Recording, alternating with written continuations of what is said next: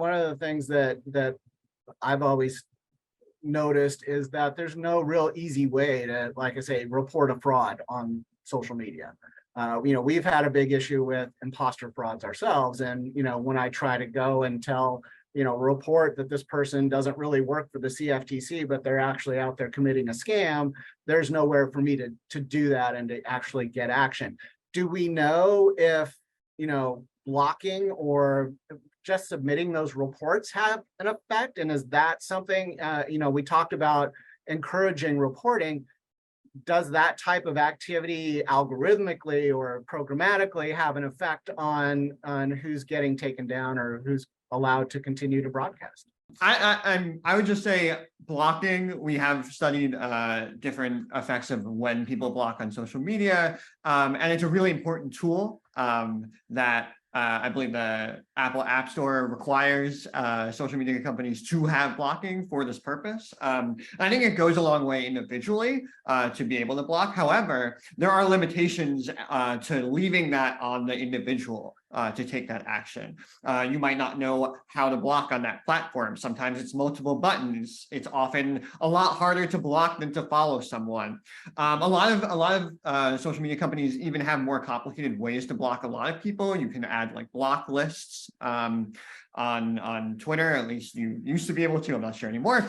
But those require knowledge of how to enact. And so I think making reporting even easier than it is now. Again, you can flag content on, let's say, Facebook as being misleading and authentic. You can report scams, but the response time to action being taken can vary a lot. And also, there's nothing to stop the producer of that scam or fraud from making a new account. It can pop up again. Same thing if the platform bans someone entirely. There are different ways that they can make more accounts. If they're of more interest, perhaps there can be action taken more. But a lot of it's like at the company level of how these enforcement policies are actually being taken. And that's leaving it a lot of the burden on the individual and consumer themselves, and a lot of ambiguity and variability in how companies are actually like taking these enforcement actions. Doten and then Stacy.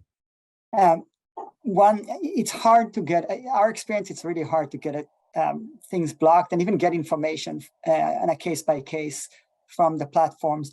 One more promising avenue is educating, especially the elderly, about how you can limit your exposure to social media, who can see your posts, what kind of post is commercial contact as opposed to your friends and so forth.